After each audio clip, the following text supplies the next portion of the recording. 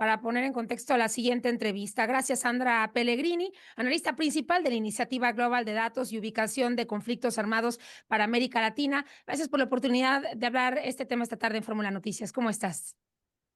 Muy bien, muchas gracias por tenerme. Al contrario, gracias a ti por la disposición.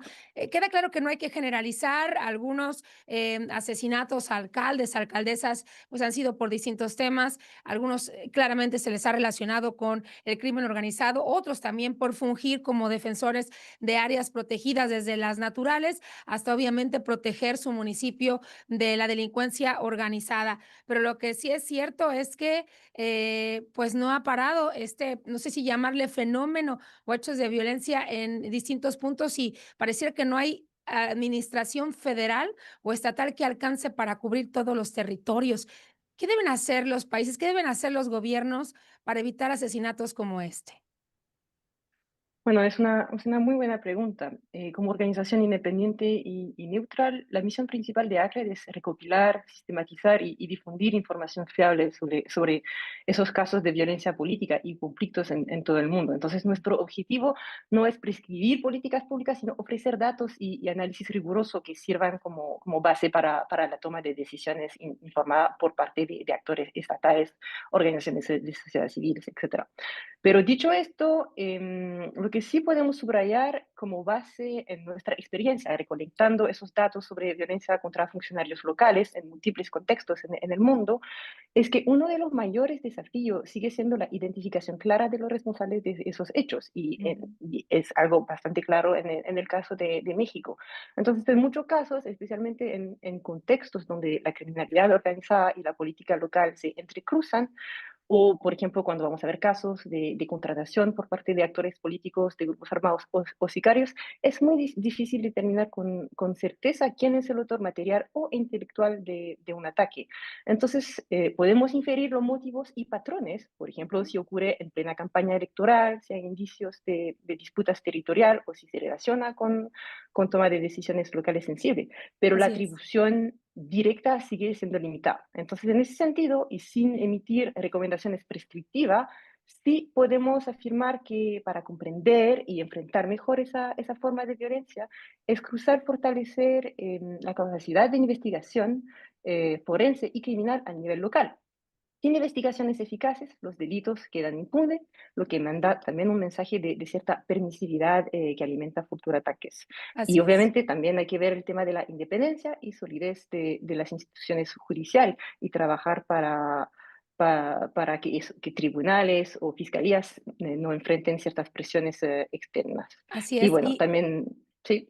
No, y pensaba, ¿sabes, Sandra? Justamente que a veces para las autoridades estatales es muy fácil atribuir los asesinatos a los grupos delincuenciales o a las células que operan en general en estas zonas, sin identificar luego en las investigaciones al autor material o detener al autor material en todos los casos del que perpetró este asesinato. Bien lo apuntas.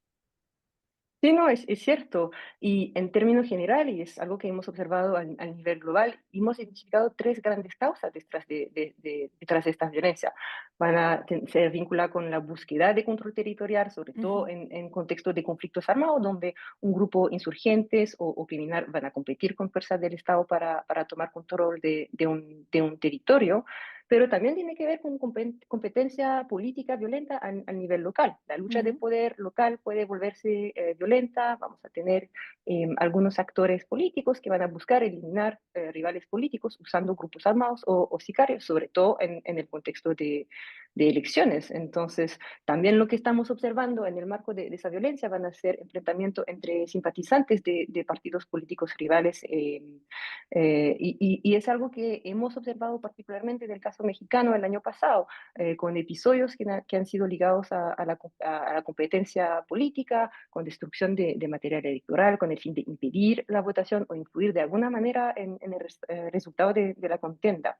Entonces, por una parte, vamos, sobre todo en el caso mexicano, identificar la competencia política entre actores políticos como motivo de la violencia y obviamente la infiltración criminal en el Estado, el crimen organizado buscando capturar o eliminar a funcionarios que se resisten a colaborar o impiden sus operaciones van a ser un factor. Y en ese sentido, típicamente vamos a observar Sí. altos niveles de violencia hacia funcionarios locales en estados donde son zonas rojas de disputas entre grupos criminales, como Guerrero, Veracruz, Michoacán y Guanajuato.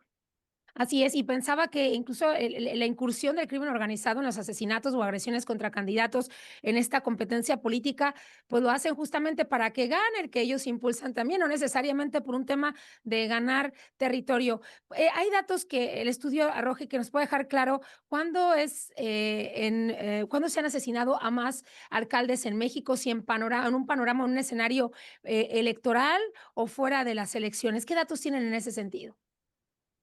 Sí, la base de datos de ACLED recopiló datos desde 2018 hasta la fecha en el caso mexicano. Ujú. Entonces es cierto que en los años de elecciones, particularmente de elecciones locales, vamos a ver un repunte en esos casos de violencia hacia funcionarios locales. Como le he dicho, pueden verse como ataques directos hacia un funcionario.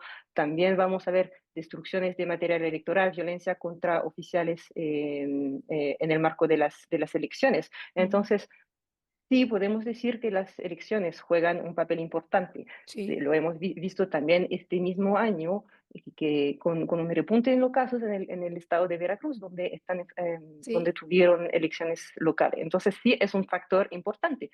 Sin embargo, esa violencia la estamos observando a lo largo del año en años de pocas ocurrencias electorales, si electoral. puedo decirlo así. Sí, Entonces, hay que tomar y en ese sentido el crimen organizado juega un papel importante. sí, Entonces, un cambio en las disputas y dinámicas entre grupos de crimen organizado ya, van a influir en esos niveles. Es algo que así es. estamos viendo, por ejemplo, en el estado de Sinaloa, donde la fractura recién en el En cartel los de cárteles. Sinaloa y las disputas entre la facción del Mayo y los Chapitos.